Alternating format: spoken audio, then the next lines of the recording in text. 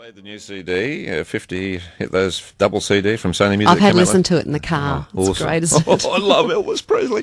Blue suede shoes. Now, Kaylie and I were talking yesterday or the day before about people who we do a competition on the net, or we play the secret sound on the net, and we got a number of people who ring up and say, look, I don't have a computer, and what do I do to accommodate? So we thought we might have a chat to someone this morning. There's a company called Hitek Australia, and the CEO of that is Rajiv Chaudhri. Now, this company services large banks, etc. They don't sell computers as such, so I thought that might be the best person to talk to, and he joined us on the line. Rajiv, good morning. Hi, Gareth, and hi, Kaylie. Hello, Rajiv. Now, I guess when you get a little bit older, you get a bit fearful of new technology, and anything in the house that's got a memory better than yours is always going to be a bit of a worry, isn't it? But what's involved in getting a computer? What you should be looking for when you get a bit older? Well, I'll be very honest. When looking at purchasing a computer, you're likely to hear different kinds of stories. Some are going to be good, some are going to be bad. And regardless of the story, whether it's good or bad, these stories are always based on some kind of experience of that particular user. So while it may be true that that particular user has had, let's say, a bad experience, I would like to clarify that all computer manufacturers have users who've had a bad experience, and so there's no such thing as a bad or a perfect computer. And that's one thing I'd like to get known to you. But definitely, you need to have a budget as to, how much money you're prepared to spend on that computer. And you need to define what you want to use the computer for. Well, so let's assume I'm 50 plus. Right. And I've never used a computer before. Mm-hmm. How do I, without going to someone like you or a shop, and if I go to a shop, then I'm going to be pushed in a direction, how do I, as the 50-plus-year-old, know what to do, what to look for? Well, before you look for it, I totally agree with you, Gareth.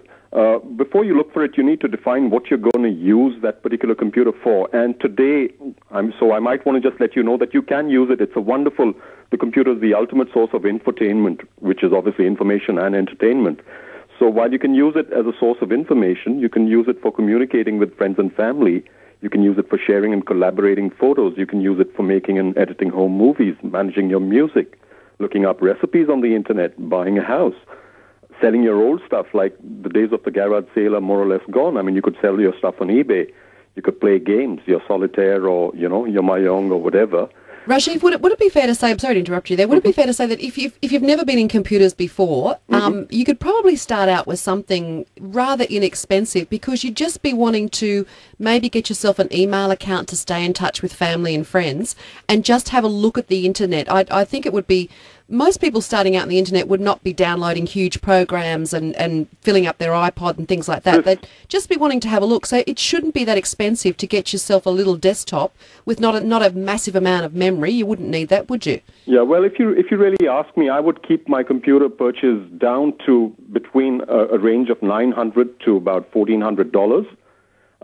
If you're a first-time buyer, and even if you're a subsequent buyer, if you're smart and you know your market well, and you've done your homework, you shouldn't be spending more than, $1,000. Yeah, $1,000 is a budget you should look at.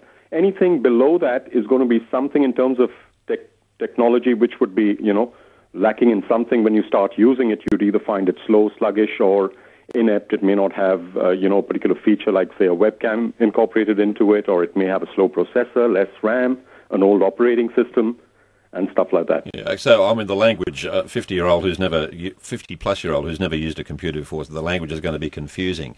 So I go into a store, Rajiv, is the last question. I go into a store. Mm-hmm. Tell me, I'm dumb. What do I do?